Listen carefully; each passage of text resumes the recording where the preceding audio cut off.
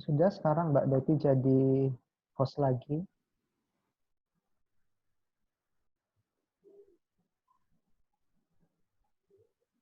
Oke, silakan Mbak. Sudah. Ya Pak, Ya, saya sudah direkam ini. udah. Saya hide dulu ya. Oke.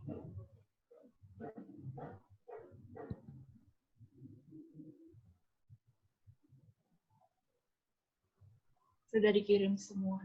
Oke. Kita admit all langsung atau satu-satu ya Pak? Kalau bisa langsung langsung nggak apa-apa. Kan nanti kan orang itu kan nggak masuk bebarengan kan, ada yang sendiri-sendiri. Silakan aja diatur aja. Admit all ya nggak apa-apa. Berarti nunggu agak banyak. Terserah, silakan.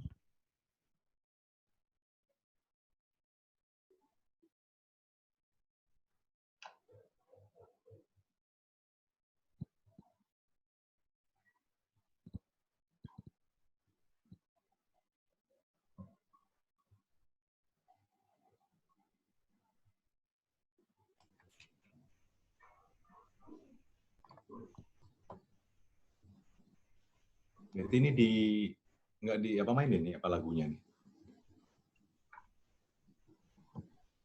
Betty? Iya Pak. Lagunya di apa mainin aja? Yuk. Song hari esok.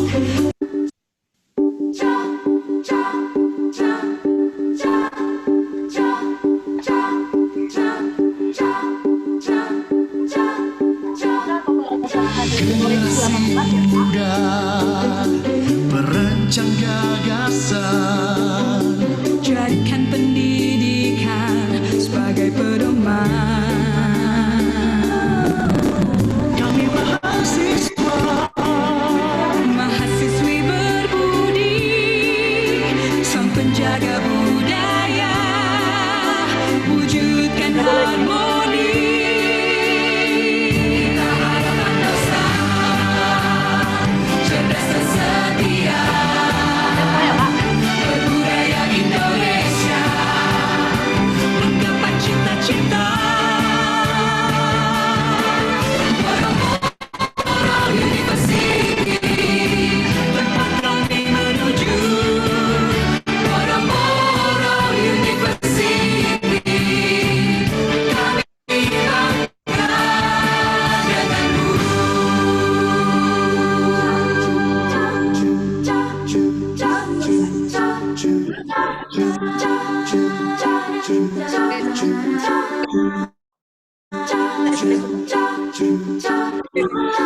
Song hari esok, meraih cakrawala, ciptakan peluang, jangan menyerah.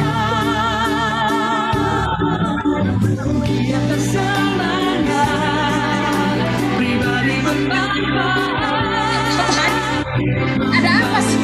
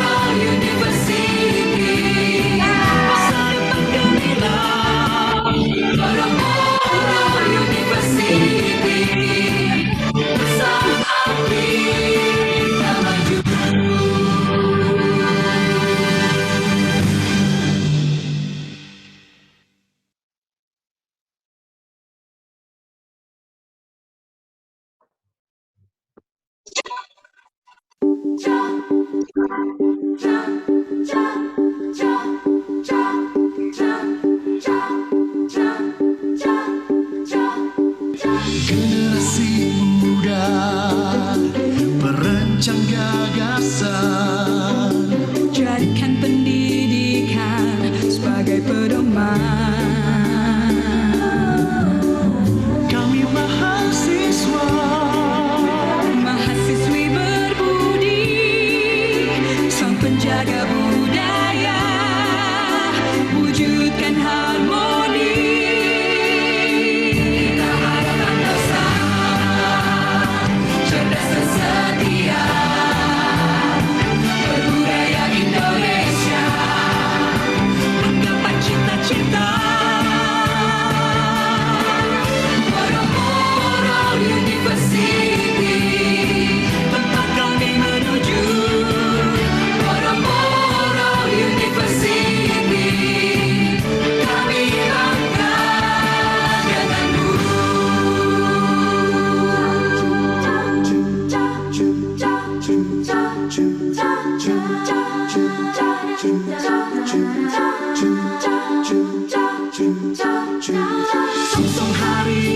esok, meraih cakrawala, ciptakan peluang, jangan menyerah.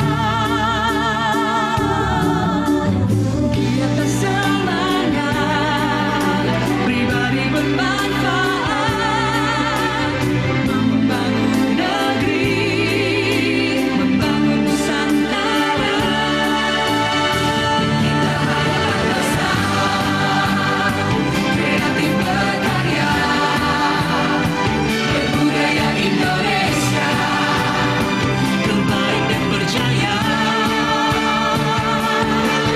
Boro-Boro University, masa depan gemilang. Boro-Boro University, bersama kita maju.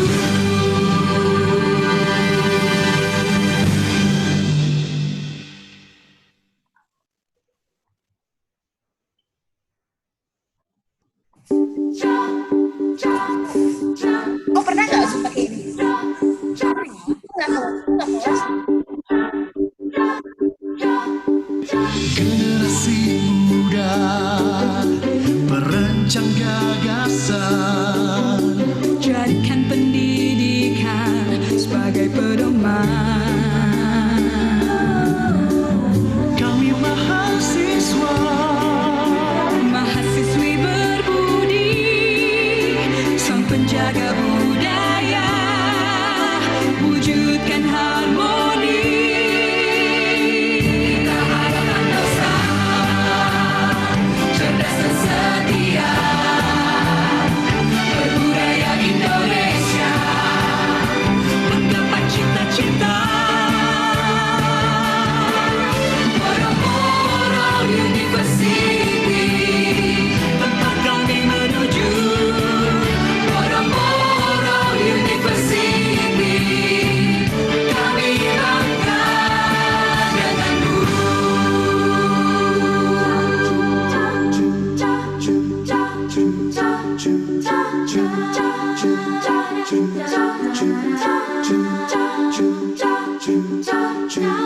Sungsung hari esok, meraih cakrawala, ciptakan peluang, jangan menyerah. Giat semangat, pribadi bermanfaat, membangun negeri, membangun Nusantara. Kita hadapan bersama, kreatif berkarya.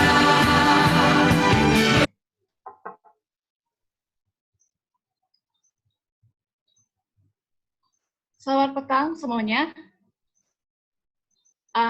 Perkenalkan saya Betty. Terima kasih telah bergabung dalam seminar kita hari ini. Menulis atau copy paste yang diselenggarakan oleh Hukum Bisnis Universitas Agung Podomoro yang berkolaborasi dengan Mimbar Keadilan Podomoro yang berkolaborasi dengan Business Corporate Law Review atau BCLLR, Mimbar Keadilan, Jurnal Hukum Magnum Opus, Jurnal Ilmu Hukum, dan Jurnal Hukum Bisnis Bonum Community. Semoga kita semua dalam keadaan sehat selalu dan bahagia. Dengan dilaksanakannya seminar ini diharapkan kita dapat tetap produktif selama berada #di rumah aja.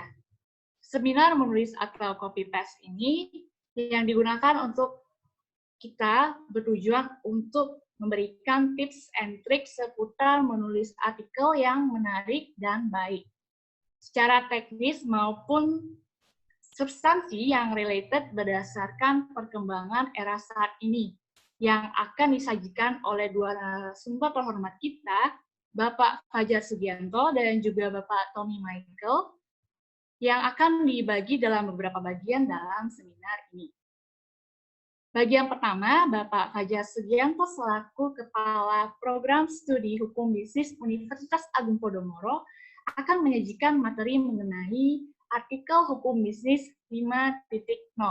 Dan selanjutnya, Bapak Tommy Michael juga selaku dosen tetap Fakultas Hukum Universitas 17 Agustus 1945 Surabaya, dan sekaligus merupakan pengelola dari 4 jurnal, yaitu Mimbar Keadilan, Jurnal Hukum Magnum Opus, Jurnal Ilmu Hukum, dan Jurnal Hukum Bisnis Bonum Commune, yang masing-masing telah terakreditasi Sinta 3, dan Bapak Tommy Michael akan menyajikan materi mengenai teknis artikel yang menarik. Kemudian kita akan menyediakan waktu dan forum untuk sesi tanya-jawab bagi peserta yang akan dibagi menjadi 2 bagian. Pertanyaan dikirimkan melalui forum chat dengan format nama, universitas atau instansi, narasumber yang dituju, dan juga pertanyaan secara lengkap yang akan saya bagikan format pertanyaan nanti di dalam forum chat. Baik, langsung saja kita langsung menuju pada bagian pertama seminar kita pada hari ini, yaitu artikel hukum bisnis 5.0 yang akan disampaikan oleh Bapak Fajar Sugianto. Oke, terima kasih Betty, Ibu Bapak, saudara-saudari sekalian. Selamat sore, salam sehat, waspada selalu. Semoga kita diberikan kesehatan, dan semoga juga apa yang didasarkan dan ditujukan dari seminar ini akan membuahkan hasil yang bermanfaat dan berguna untuk kita semua. Ibu-bapak sekalian, izinkan saya untuk share atau membagi di forum ini bahan yang sudah sekiranya saya coba susun singkat mungkin untuk kita bersama-sama melihat bagaimana tantangan dan kesempatan kita untuk menulis terkait dengan artikel hukum bisnis 5.0 begitu. Nah, Ibu Bapak sekalian, saya tidak ingin terlalu ulang atau mendasarkan kembali apa yang menjadi ruang lingkup dari hukum bisnis yang pada prinsipnya memang semuanya seluruh aspek hukum yang mengatur kegiatan bisnis yang berdampak kepada perekonomian akan menjadi ranah atau materi yang bisa kita teliti begitu ya Ibu Bapak. Hanya saja yang menjadi tantangannya adalah bagaimana menyesuaikan itu semua dengan perkembangan zaman. Nah, sebagaimana yang Ibu Bapak, saudara-saudari juga ketahui bahwa kita sudah memasuki Industrial Revolution 4.0 dengan demikian landasan atau cara kita berhukum pun, cara kita berinteraksi pun, serta juga kebutuhan hukum juga menjadi berbeda dengan mengikuti perkembangan zaman. Nah, misalnya yang bisa Ibu Bapak lihat di dalam Industri 4.0 ini juga selaras dengan menciptakan Society 5.0 yang dimana titik fokusnya lebih banyak menekankan kepada digital transformation, artificial intelligence, kemudian juga Internet of Things, dan lain sebagainya. Nah, dengan adanya pergerakan semacam ini, maka BCLR di jurnal Business and Corporate Law Review lebih menekankan kepada bagaimana kemuktahiran serta kekinian penulisan atau penelitian hukum bisnis juga bisa mengarah dan menyentuh ke aspek-aspek Society 5.0 ini. Nah, dengan demikian Ibu Bapak sekalian, ruang lingkup yang ada di hukum bisnis, kalau kita melihat dari Internet of Things saja itu sudah terjadi semacam suatu pergerakan atau pergeseran atau perubahan. Nah, misalnya dengan cara kita berinteraksi ke industri saja, dengan ketersediaan Internet of Things, semuanya menjadi berbeda. Selain daripada itu, Ibu Bapak, mungkin ini tulisannya agak kecil ya, Ibu Bapak ya. Dengan adanya Society 5.0 ini juga membentuk suatu atau melahirkan nilai-nilai baru. Misalnya terdapat nilai-nilai yang sebelumnya tidak pernah ada, sekarang menjadi ada.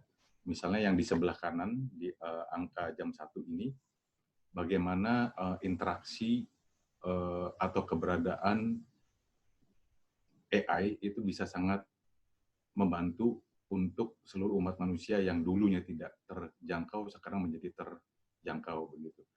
Kemudian juga ada efisiensi dan peningkatan kemampuan daya kerja yang dulunya tidak berbasis big data begitu, Ibu Bapak. Sekarang dengan lebih mudah Internet of Things bisa membantu. Kemudian selain daripada itu, Ibu Bapak, yang menjadi kemudahan di Society 5.0 ini dengan kehadiran robotics misalnya begitu juga bisa membantu memudahkan atau meningkatkan produktivitas. Nah, oleh karena itu, Bu Bapak, dari ini semua kita semua bisa mendapatkan pemahaman bahwa bagaimana muncul pertanyaan-pertanyaan hukum yang baru. Sampai sejauh mana hukum bisnis 5.0 ini bisa mengatur dan kepada siapa saja ini bisa mengikat begitu ya. Nah, dengan semua percepatan dan tidak ada pihak manapun yang bisa menghentikan ini semua, praktek-praktek kebiasaan atau praktek-praktek kebiasaan yang ada di dunia bisnis yang juga menyentuh 5.0 ini sampai sejauh mana itu bisa selaras dengan prinsip-prinsip hukum yang ada. Nah, kemudian juga Ibu Bapak sekalian, sedikit tadi kalau saya kembali ke slide sebelumnya, dengan adanya kehadiran robot misalnya apa begitu Ibu Bapak, yang mungkin bisa menggantikan posisi manusia sebagai subjek hukum, sampai sejauh mana robot itu dapat selalu berposisi sebagai objek hukum atau dia memang sebagian besar baik sebagian maupun seluruhnya bisa menggantikan posisinya sebagai subjek hukum. Nah, if it violates human rights, kalau itu bertentangan dengan hak asasi manusia, sampai sejauh mana kedaulatan negara itu bisa tetap menjaga hak asasi manusia dan seterusnya, Ibu Bapak. Yang secara prinsip di sini menunjukkan adanya kebaruan-kebaruan yang mungkin sekarang kita juga sudah melihat, misalnya kalau saya mencoba memotret dari proses hukum, misalnya di situ ada bahasanya bukan evolusi ya Ibu Bapak, tapi kalau saya membahasakannya seperti adanya pergerakan begitu ya, yang kita bisa lihat yang dulunya print base sekarang menjadi IT base begitu. Nah, kemudian juga dalam hal pemberlakuan hukum yang dahulu atau hingga sekarang lebih dititik beratkan kepada pemberlakuan atau sosialisasi. Nah, kita lebih sekarang melihat kepada sampai sejauh mana hukum itu memang bisa dikembalikan sebagai seperangkat aturan atau hukum yang memang benar-benar bisa mengatur semua kegiatan manusia.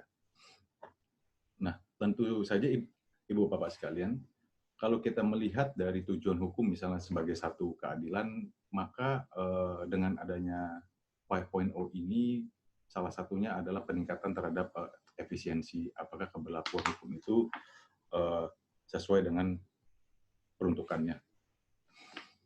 Nah, ini adalah salah satu aspek dalam hal legal service juga terjadi perubahan-perubahan ya Ibu Bapak ya.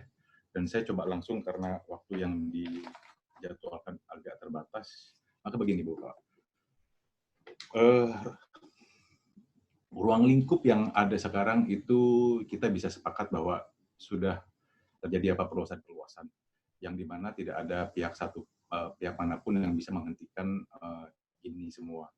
Nah, oleh karena itu muncul misalnya kebutuhan penelitian hukum yang bisa langsung menyentuh 5.0 ini yang saya contohkan ya Ibu Bapak ya. Misalnya dalam beberapa tahun yang lalu, di situ ada sempat terjadi perdebatan sampai sejauh mana aspek hukum yang mengatur tentang perkawinan antara manusia dengan robot begitu. Atau mungkin yang lebih menyentuh lagi, misalnya kita sudah tidak lagi berbicara pertambangan di bumi, tetapi juga ada persiapan atau mengarah kepada outer space mining begitu ya Ibu Bapak. Nah, dengan adanya Internet of Things tentu saja ruang lingkup personal data protection juga menjadi bertambah luas. Nah, sehingga harapan ke depannya Ibu Bapak dengan adanya artikel hukum bisnis 5.0 ini, paling tidak itu bisa menjadikan satu langkah awal bahwa ini kita udah berada di satu titik awal yang sama. Kemudian yang kedua, dalam hemat pribadi saya, teknologi ini sudah tidak bisa dicegah dan akan menyentuh ke semua bidang, baik dari disiplin ilmu maupun dari berbagai jenis industri. Nah, dengan adanya percepatan seperti ini, Bu Bapak, maka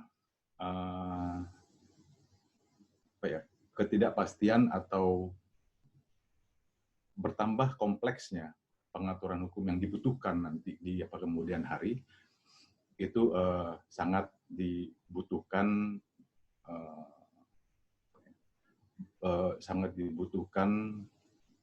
informasinya, tentu saja paling tidak melalui dari hasil penelitian. Nah, kurang lebihnya ini Ibu Bapak nanti bisa kita elaborasikan dalam sesi tanya jawab berikutnya. Untuk diperkenankannya saya ucapkan terima kasih.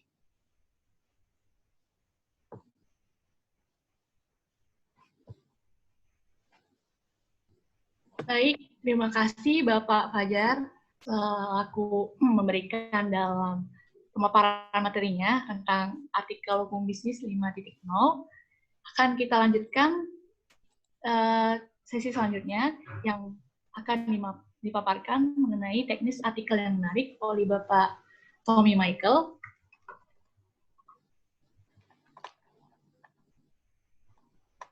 Bapak Tommy Michael, forum dan waktu saya serahkan kepada Bapak. Ya, baik. Terima kasih Mbak Betty.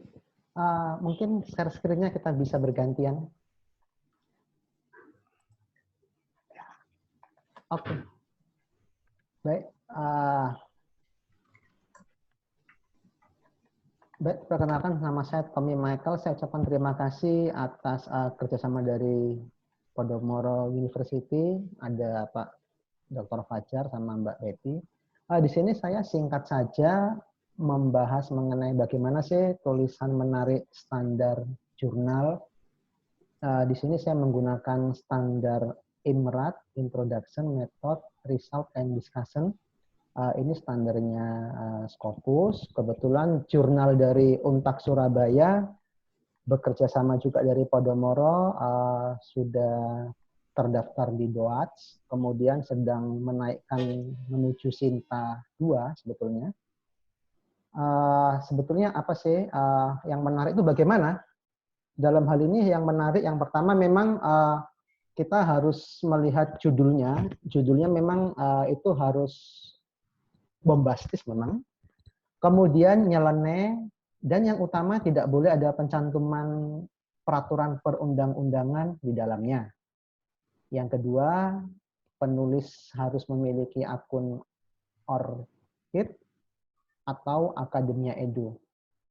Memang dalam standar internasional yang tepat tulisan itu minimal ditulis oleh 2 orang karena sifatnya penelitian, apalagi kalau lintas keilmuan itu baru yang dinamakan penelitian, karena kalau 1 orang ini sebetulnya tidak penelitian tetapi bisa merupakan kajian konseptual. Seperti biasa ya ada nama kita, instansi, kemudian nama tanpa gelar. Berikutnya saya langsung masuk ke bagian abstrak. Abstrak ini bukanlah rangkuman dari tulisan, tetapi abstrak awal mulanya harus berisi dari tujuan penelitian. Sebetulnya apa tujuan Bapak Ibu melakukan penelitian atau menulis jurnal tersebut? Langsung saja ditulis pada baris pertama, tujuannya apa, kemudian metodenya apa. Bapak Ibu menggunakan metode apa? Karena ini dari hukum bisa normatif, bisa empiris, bisa sosiologis, bisa penafsiran. Ditulis langsung saja. Metode penelitian ini menggunakan metode misalnya analitis hukum dengan pendekatan kualitatif misalnya. Boleh, tanpa perlu diterangkan apa itu. Kemudian bagian ketiga adalah temuan penelitian. Maka apa yang Bapak Ibu tawarkan dalam jurnal tersebut? Temuan apakah? Ditulis saja 1-2 kalimat boleh. Setelah itu sisanya ini adalah bagaimana cara Bapak Ibu untuk merealisasikan temuan penelitian tersebut. Umumnya abstrak itu antara 150 hingga 350, kita tergantung dari jurnal yang dituju.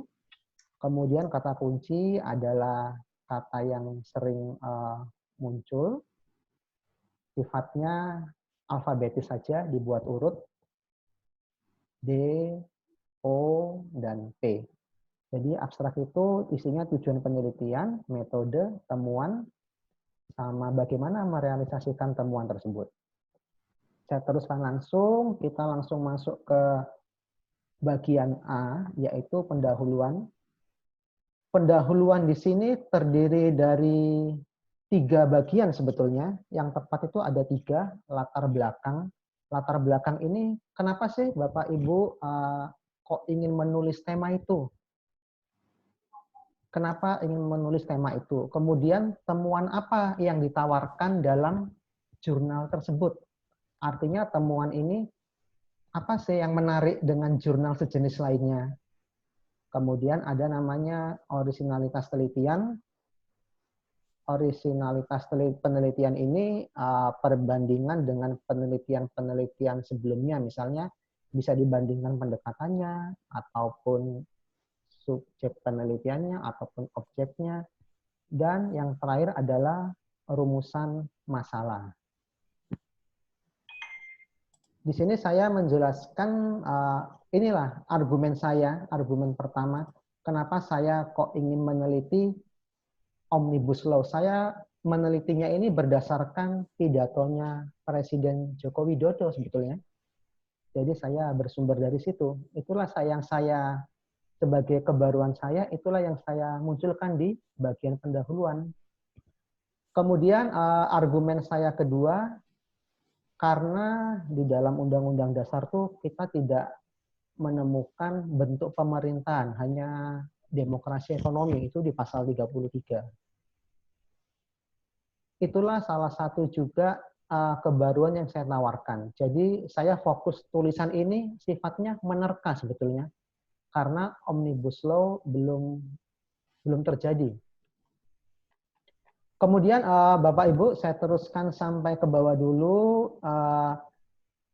Di sini saya berusaha membandingkan. Nah, ini saya hanya membandingkan dengan 2 jurnal. Memang yang baik itu, yang proporsional sebetulnya membandingkan 5 jurnal. Tetapi karena ini jurnal yang saya acu, atau dia menawarkan gaya selikung hanya 2 saja boleh, ya berarti saya menggunakan 2. Penelitian ini membandingkan dengan 2 jurnal, tentu saja saya harus menulis detail nama orangnya di sini sebagai catatan kaki, dan saya tuliskan saja kesimpulan dari jurnalnya dia apa dibandingkan dengan jurnal saya apa. Begitu juga dengan perbandingan kedua, kesimpulan dari jurnalnya yang dibandingkan apa dengan jurnal saya apa. Itu adalah orisinalitas penelitian. Setelah itu semua yang terakhir masuk ke rumusan masalah. Rumusan masalah ini sifatnya bisa pernyataan boleh, bisa pertanyaan boleh. Agar lebih mudah, cukup 1 saja rumusan masalah, sifatnya kalau 1 umumnya pernyataan, tetapi juga boleh pertanyaan. Kenapa kok hanya 1? Agar tulisan kita ini lebih spesifik, lebih kaya dalam pembahasannya. Berikutnya poin B adalah metode penelitian. Mungkin kita di sini sering mendengar penelitian normatif adalah penelitian ini. Itu tidak perlu dijelaskan secara detail, cukup tulis saja kita menggunakan penelitian normatif dengan pendekatan ini. Kalau di sini saya menolak semua, ini saya tulis penelitian ini tidak menggunakan penelitian normatif atau empiris. Karena kalau saya menggunakan itu, saya akan terbatas dalam menghasilkan jawaban. Boleh, silakan. Jika Bapak Ibu ingin menggunakan atau berkolaborasi dengan penulis dari fakultas lain, itu malah bagus sekali. Contohnya saya pernah menerima tulisan yang satu ahli filsafat, yang satu ahli hukum. Akhirnya tulisannya menggunakan pendekatan kitab suci, eksegesis kalau tidak salah nama sebutannya itu. Dan itu sangat menarik sekali, dan itu sebetulnya yang kita tunggu-tunggu sebagai pengelola jurnal, karena kebaruan yang ditawarkan sangat unik memang. Kemudian yang C, ini adalah hasil penelitian dan pembahasan. Kalau rumusan masalah 1, maka hasil penelitian dan pembahasannya biasanya terdiri dari 3 subbab. Kalau rumusan masalah 2, ada 2 rumusan masalah maksud saya, berarti hasil penelitian dan pembahasan biasanya terdiri dari 6 subbab.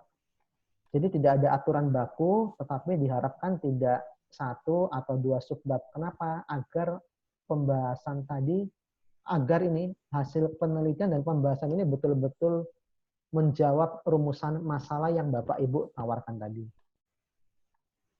Di sini saya menggunakan beberapa subbab. Yang pertama ya bentuk pemerintahan murni, yang kedua bentuk pemerintahan mendatang. Di bagian inilah Bapak Ibu, di sini adalah pemikiran saya yang wajib saya munculkan.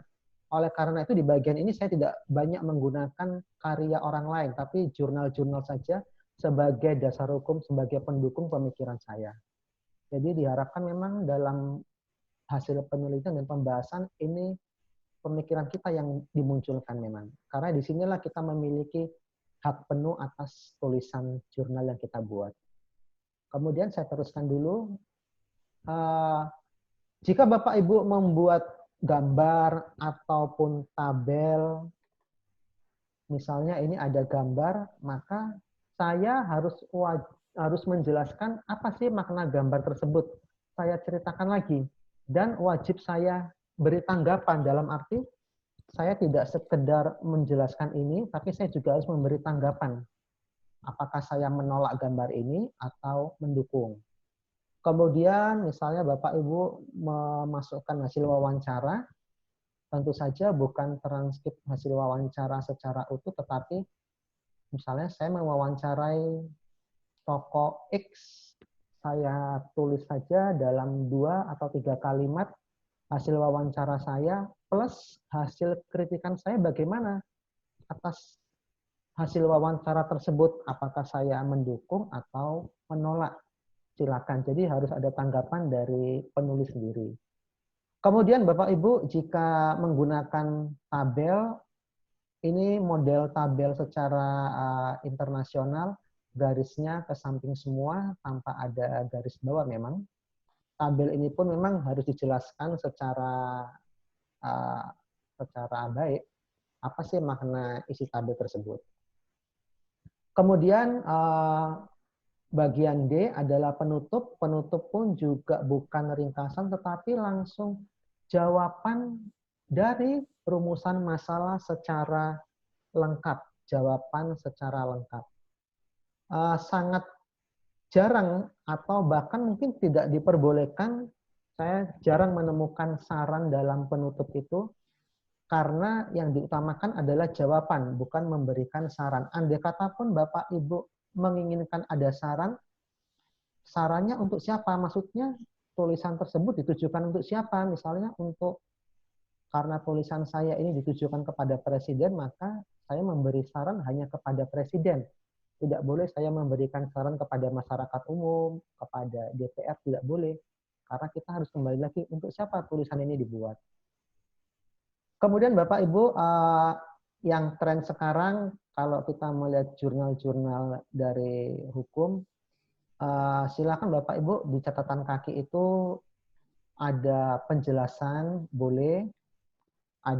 Jadi tidak sekedar berisi kutipan judul ataupun nama seperti ini, tetapi silakan Bapak Ibu juga boleh menjelaskan hal apapun yang terkait tulisan di dalam catatan kaki. Itu sangat diperbolehkan sekali. Kemudian yang terakhir bagian daftar pustaka. Kalau kita mengacu pada aplikasi Mendeley, karena sebagian besar jurnal sudah menggunakan aplikasi Mendeley, jika kita melihat di Mendeley itu sebetulnya bacaan buku itu tidak terlalu diminati. Kenapa? Karena buku tidak selalu baru setiap tahun. Sebagai contoh, nggak mungkin saya menulis buku dalam 1 tahun 4 kali, nggak mungkin. Tetapi saya bisa menulis jurnal tahun 4 kali, itu contoh saja. Jadi yang diharapkan daftar pustaka itu jurnal semua, karena selalu baru informasinya. Ini sebagai contoh, saya hanya menggunakan 5 buku saja, dan saya menggunakan kurang lebih sini ada 14 jurnal, jurnalnya kita, jurnal, dan sebetulnya tidak boleh kita mengutip tulisan sendiri, itu sangat tidak boleh memang. Jadi walaupun tulisan kita pernah terbit di jurnal Q3 misalnya, Sinta 2, sangat tidak boleh. Jadi kita harus mengutip tulisan orang lain. Walaupun tulisan kita bagus sekali, tetap tidak boleh. Kemudian kalau kita mengacu pada Mendeley, daftar bacaan itu, mohon maaf, jenis referensi itu bisa juga berupa reportase, atau mungkin Bapak Ibu nonton YouTube, tentu saja channel yang terpercaya misalnya, boleh, itu dijadikan daftar referensi, boleh. Yang terakhir adalah ucapan terima kasih. Ucapan terima kasih ini adalah ucapan yang berisi kepada pemberi data, misalnya, saya meminta data kepada instansi X, kemudian siapa yang memberikan saya dana, ditulis saja sini, atau pihak yang diwawancarai siapa. Ya, mungkin itu yang bisa saya sampaikan singkat terkait tata cara penulisan yang menarik mengacu standar IMRAT. Terima kasih, Mbak Betty, silakan. Ya, terima kasih atas pemaparan materinya, Pak Tommy. Kemudian kita mau membuka sesi tanya jawab bagi peserta. Kita juga menyediakan forum dan kalian bisa mengajukan pertanyaan ya di forum chat yang telah saya berikan juga formatnya. Silahkan bagi peserta yang ingin bertanya.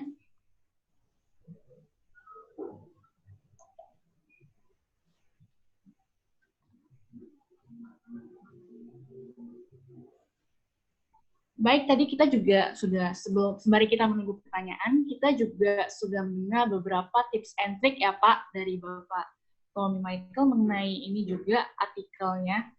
Bapak kan berarti kalau saya tangkap tadi, tips and trick-nya itu kita, ini ya Pak, kalau jurnal itu, saya kan sebagai mahasiswa juga, saya kalau mau buat jurnal itu, berarti umumnya itu lebih dari 1 orang ya Pak, 2 atau 3 orang gitu. Kalau dalam membuat jurnal, itu umumnya begitu ya Pak? Iya, betul. Dalam membuat jurnal itu sebetulnya maksimal 3 orang, dan diharapkan hanya 1 saja orang hukumnya, 2-nya misalnya dari fakultas teknik atau fakultas budaya. Boleh, itu lebih bagus lagi kajiannya. Oh, begitu Pak. Terus kalau ini Pak, misalkan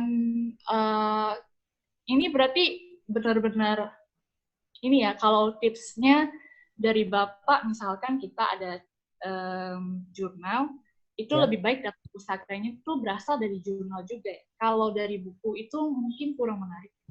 Gitu ya Pak? Ya, sebetulnya dari jurnal juga, maksudnya bukan kurang menarik, maksudnya begini, boleh dari buku asal yang diteliti, misalnya kajian historis. Sebagai contoh, saya pernah menulis jurnal, tetapi saya menggunakan literatur tahun 1696, itu boleh. Jadi memang karena dia tidak ada. Atau mungkin kalau mengacu pada kajian historis, ada juga dia menggunakan prasasti misalnya, boleh. Dari prasasti boleh.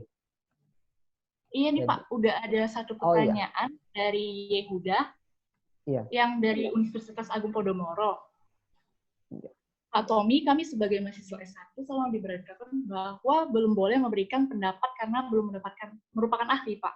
Jadi gimana tuh Pak kalau mereka harus mengutip tulisan orang lain, sementara menurut Pak Tommy dalam bagian pembahasan isi pendapat original penulis, Pak? Iya, memang kalau jurnal memang tidak seketat skripsi ataupun tesis ataupun laporan makalah. Di dalam jurnal itu adalah ekspresi dari penulis. Maka dia boleh saja mengungkapkan pemikirannya, boleh. Asal tetap ada acuannya. Makanya tadi saya sampaikan ada namanya originalitas penelitian.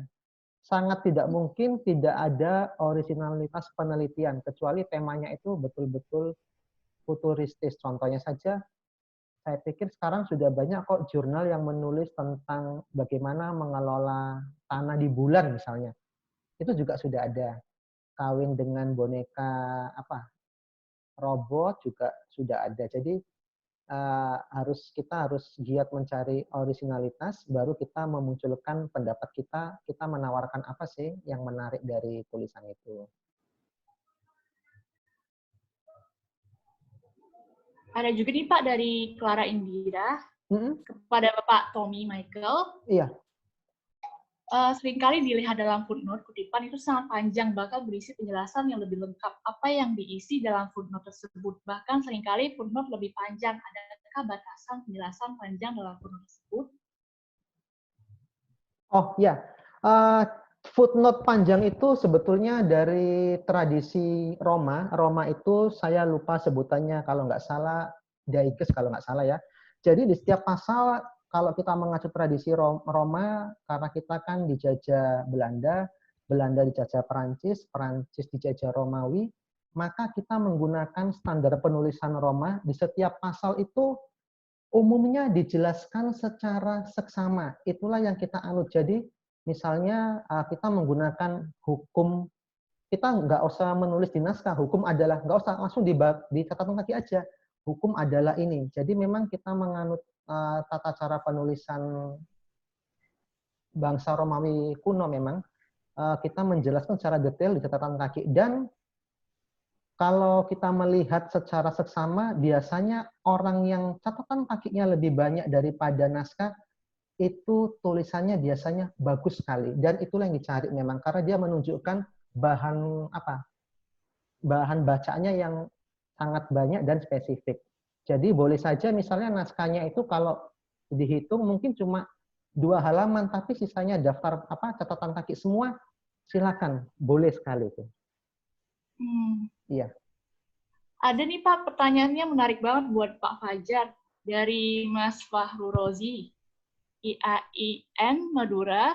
Pak Fajar, apa hubungannya antara revolusi society 5.0 dan industri 4.0 serta marketing 3.0 nih Pak? Oke, baik Pak, terima kasih pertanyaannya. Memang kalau mau dihubung-hubungkan ya semuanya akan bisa terhubung karena memang secara prinsip Pak di bagian hidup atau kegiatan manakah yang dari kegiatan kita sehari-hari yang tidak diatur oleh hukum. Nah, otomatis dengan terjadi revolusi industri, tentu saja di situ kebutuhan akan hukum juga pasti akan ada. Seketika hukum itu kan tentu saja bukan berarti tidak ada hukum. Tentu roda perekonomian atau kegiatan bisnis atau kegiatan sehari-hari kita yang dulunya tidak ada, sekarang menjadi ada, bukan karena tidak ada hukum, lantas kita tidak bisa melanjutkan kegiatan kita sehari-hari. Nah, oleh karena itulah pasti dengan adanya revolusi seperti itu akan membentuk juga Society 5.0, begitu ya, dalam pemahaman saya apa begitu. Karena toh pada akhirnya kita tetap bisa mengembalikan hukum mana yang bisa kita gunakan untuk mengatur atau setidak-tidaknya membingkai segala kegiatan perekonomian kita. Kemudian tadi kalau saya tidak salah dengar bilang tadi untuk apa tadi Betty? Ini Pak, Marketing. hubungannya sama marketing 3.0.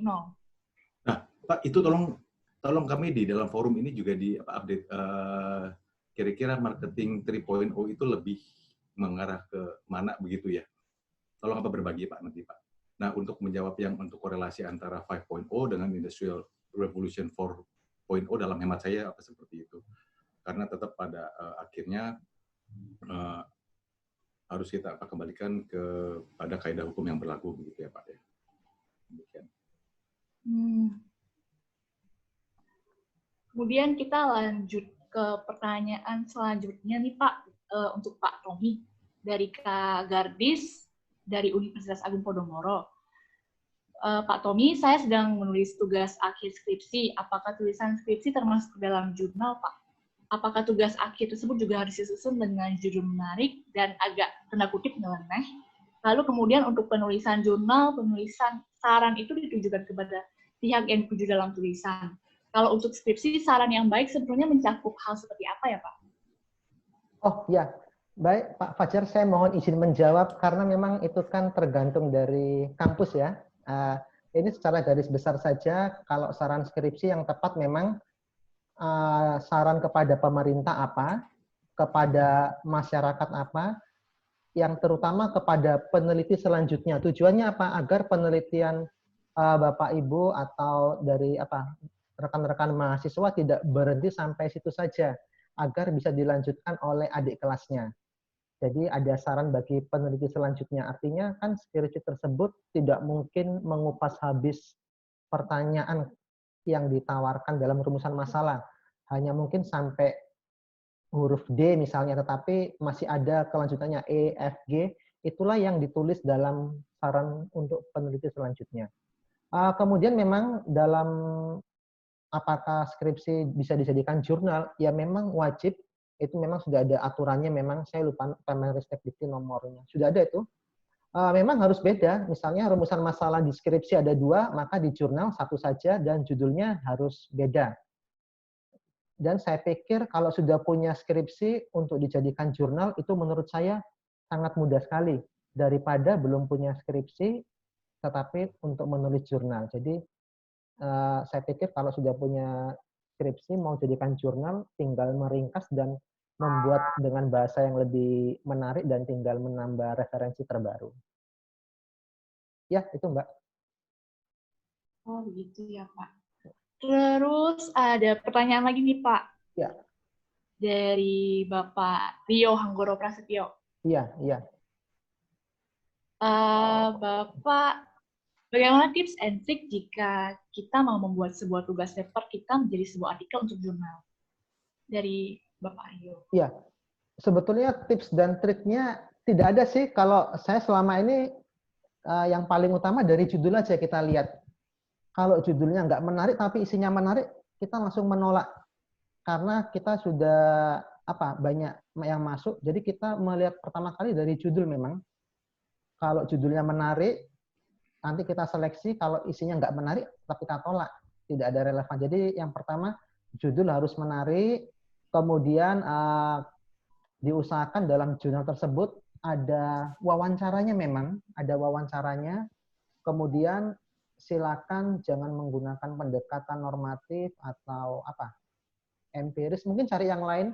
Saya dulu pernah diskusi dengan Pak Fajar mengatakan harusnya di hukum itu, naskah hukum itu sudah memberikan data kualitatif atau kuantitatif ya. Jadi ada penggunaan kalau ada survei atau mungkin ada yang dari psikologi, saya sempat tahu ada namanya program SPSS kalau nggak salah itu. Jadi ada penggunaan data, itu yang menarik memang. Dan terutama dari judul sama metodenya, itu yang kita lihat sama kebaruan yang ditawarkan apa sih. Kalau sekedar dia menawarkan untuk membuat undang-undang, kita menolak. Karena kebaruan itu kan sifatnya harus rasional, artinya bisa dilaksanakan dalam waktu dekat, atau dia tidak bersifat awang-awang, atau mending sekalian sifatnya awang-awang, tidak bisa dilaksanakan tapi menarik. Itu yang bisa saya sampaikan, Mbak. Baik, Pak. Ini ada pertanyaan lagi nih, Pak, dari Iya, Mas iya. Fah. Buat Pak Tommy, kadang-kala meskipun sudah menggunakan footnote, tapi masih terdeteksi plagiat, itu menurut Bapak bagaimana ya untuk mengatasi hal tersebut, Pak? Ya, sebetulnya bukan salah di footnote-nya sih. Kalau memang footnote-nya itu kan isinya kan judul, nama, bukan salah di situ, tapi kemampuan kita untuk mengelola isi dari buku. Misalnya begini, saya nggak boleh menulis bunyi pasal 33 Undang-Undang Dasar secara lengkap, tapi saya ringkas saja menjadi satu kalimat. Itu boleh. Atau saya tidak perlu menulis arti hukum menurut misalnya John Rawls misalnya. Saya gunakan kalimat sendiri saja. Boleh, itu untuk menghindari footnote. Jadi ada parafrase ya, kalau nggak salah nama istilahnya di komunikasi itu. Jadi gunakan kalimat sendiri, kemudian jangan mengutip pasal sangat banyak, gunakan kalimat sendiri saja. 2 kalimat boleh. Jadi untuk bebas plagiat bagaimana? Mau nggak mau gunakan bahasa Inggris. Pasti plagiasinya kalau Indonesia biasanya 70, kalau dijadikan bahasa Inggris umumnya di bawah 15%. Oh, begitu. Iya. Ini Pak, masih banyak pertanyaan lagi. Ada dari ini Pak. Oh, ada tanggapan dari Clara Pak. Tadi tentang buat Pak Tommy. Itu Iya, yang tadi iya. Pak singgung mungkin. Apakah dimungkinkan ketika judul tulisan nyeleneh sehingga menyinggung pihak lain, judul tersebut dapat di take down Pak karena ada pihak yang tersinggung. Mengingat realitanya saat ini banyak hal yang sensitif untuk diangkat sebagai topik jurnal. Gimana tuh Pak? Ya, kalau judul yang unik kemarin, kalau nggak salah kemarin atau hari ini ya, judulnya dari Fakultas Hukum juga, dari salah satu kampus terkenal, membahas viral ini, kebijakan hak istimewa Luhut Binsar Panjaitan di setiap kebijakan negara. Itu menurut saya, ya memang judul harus begitu, harus menarik, dan memang harus menyakitkan banyak pihak. Kalau mengenai take down, tidak, karena sebelum kita mengirimkan jurnal, kita pun juga wajib memberikan surat pernyataan, biasanya itu pernyataan bahwa penelitian kita asli, tidak menyinggung siapapun, maksudnya tidak menyinggung itu tidak melakukan plagiasi. Kemudian jurnal yang sekarang ini juga ada kode etiknya yang paling baru, bahkan melibatkan menggunakan manusia sebagai objek, bukan subjek. Jadi sebagai objek penelitian itu malah boleh. Jadi kalau mengenai ada pihak tersinggung, itu sebetulnya tanggung jawab pengelola jurnal, karena ketika sudah oke, si penulis melepaskan diri memang. Jadi tanggung jawab si pengelola jurnal. Dan memang tema-tema yang nyeleneh itu sebetulnya ya itulah hal-hal baru dalam ilmu hukum. Menurut saya tidak menjadi masalah selama pengelola jurnal konsisten dalam melindungi si penulis. Jadi nggak mungkin di take down ya Pak? Enggak mungkin, tergantung fokus sama skopnya. Misalnya kan di saya ada jurnal hukum bisnis bonum komune, tapi kalau yang mengirim bahas tentang hukum adat, ya memang langsung kami tolak karena tidak terkait. Yang penting kan terkait fokus sama skopnya saja. Ada ini Pak, kita lanjutkan ke pertanyaan terakhir ya Pak, mengingat waktu kita udah singkat. Iya. Pertanyaan terakhir untuk Bapak Fajar nih Pak, dari Andre Kusuma, dari Universitas Agung Podomoro. Selamat sore Bapak Pak Fajar. Mau tanya bagaimana caranya profesi hukum bisa tetap bersaing, terutama di artificial intelligence yang akan terus berkembang yang dapat memberikan solusi masalah hukum. Oke, ini mungkin saya mencoba untuk menjawab dari objektif mungkin ya. Tadi teman-teman dari kan begini, teman-teman dari IAIN tadi juga menanyakan marketing 3.0 ya. Jadi memang di sini melihat adanya kesamaan. The thing is kita punya yang apa tadi yang ada di 5.0 terus Industrial Revolution 4.0 di situ mempunyai persamaan pokok bahwa akan selalu lahir nilai-nilai baru. Nah, dengan lahirnya nilai-nilai baru ini, maka tantangan ke depannya adalah bagaimana driven-nya itu udah bukan value driven jadinya. Nah, untuk profesi hukum saya sendiri sih melihatnya dari sudut pandang tertentu ya.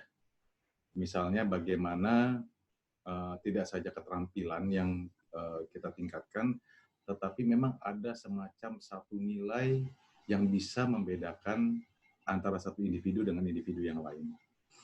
Nah, tentu saja misalnya kalau untuk Andre ya, misalnya Andre kalau masih ingat di dalam beberapa kelas atau di dalam beberapa media baik formal maupun tidak formal, saya juga sering menyarankan bagaimana ketika anak-anak saya pelulus ini, mereka juga selain mampu bersaing, mereka juga mempunyai satu nilai tambah, satu added value yang tidak tergantikan oleh lulusan-lulusan yang lain. Mungkin begini, Andre misalnya saya selalu juga bilang jangan terlalu berharap dapat IPK tinggi 3,99, bukankah itu sudah given gitu ya. Nah, kedepannya harapannya adalah bagaimana bisa menyentuh ke aspek-aspek yang belum banyak disentuh oleh lulusan-lulusan lain atau profesi-profesi apa lain begitu ya, sehingga itu yang bisa membedakan kita. Nah, dengan berbekalkan itu, maka menurut hemat saya kita akan menjadi orang yang bisa menghadapi perubahan-perubahan di masa yang akan datang. Karena bagaimanapun saya yakin teman-teman pada sepakat bahwa siapa sih sekarang yang bisa menghentikan electronic commerce? Who can stop Internet of Things? Nggak ada yang bisa, Ibu Bapak. Nah, oleh karena itu, mau tidak mau, siap atau tidak, suka atau tidak, itu kita maknai dan kita internalisasi ke dalam diri kita sendiri, dan itu kita meningkatkan kemampuan serta daya saing kita untuk menghadapi itu semua. Kurang lebihnya seperti itu sih. Baik, saya ambil alih ya Pak acara ini. Silakan. Jadi saya rangkum sedikit saja mengenai seminar kita hari ini. Kita itu berbicara tentang tidak kurang lebihnya kita berbicara mengenai artikel hukum bisnis 5.0 dan juga cara penulisan artikel yang menarik itu dari Bapak Tommy juga. Kita harus menyesuaikan juga dengan era perkembangan hari ini. Seperti yang Bapak Fajar kemukakan tadi, kebutuhan dalam revolusi 5.0 kita itu sudah berbeda. Misalkan ada robot yang subjek atau sudah dijadikan objek hukum ya Pak. Dan juga kita ini dalam 5.0 dapat meningkatkan produktivitas kita karena revolusi industri kita tidak tahu apa yang akan menjadi tantangan kita sekarang. Apakah itu kita udah melihat sendiri bahwa ada yang namanya perkawinan antara robot dengan manusia itu udah sangat-sangat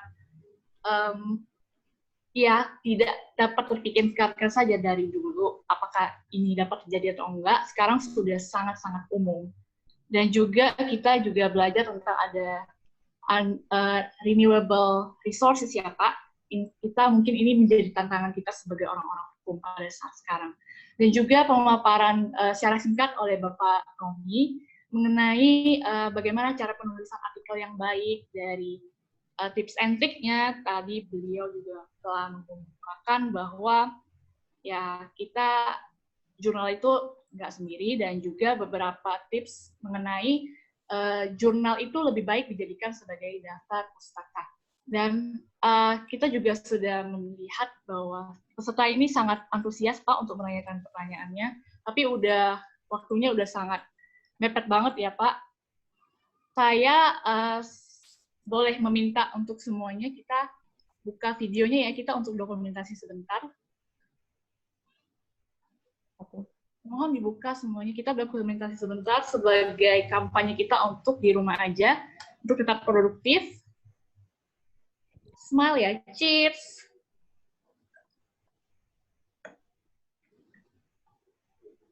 Oke, terima kasih. Saya sampailah kita di akhir seminar ini. Sekali lagi, semoga kita dalam keadaan yang sehat selalu dan bahagia, tetap produktif. Semoga seminar ini bermanfaat bagi kita semua. Semoga ini meningkatkan minat dan juga kemampuan menulis artikel kita yang menarik dan tentunya menulis ya, bukan copy paste. Izinkan saya juga untuk memberikan satu quote dari Jodi Picoult. You can't always edit a bad page. You cannot edit a blank page. Terima kasih telah bergabung dalam seminar ini. Kami segenap kru dalam seminar ini izin mengundurkan diri. Terima kasih. Terima kasih.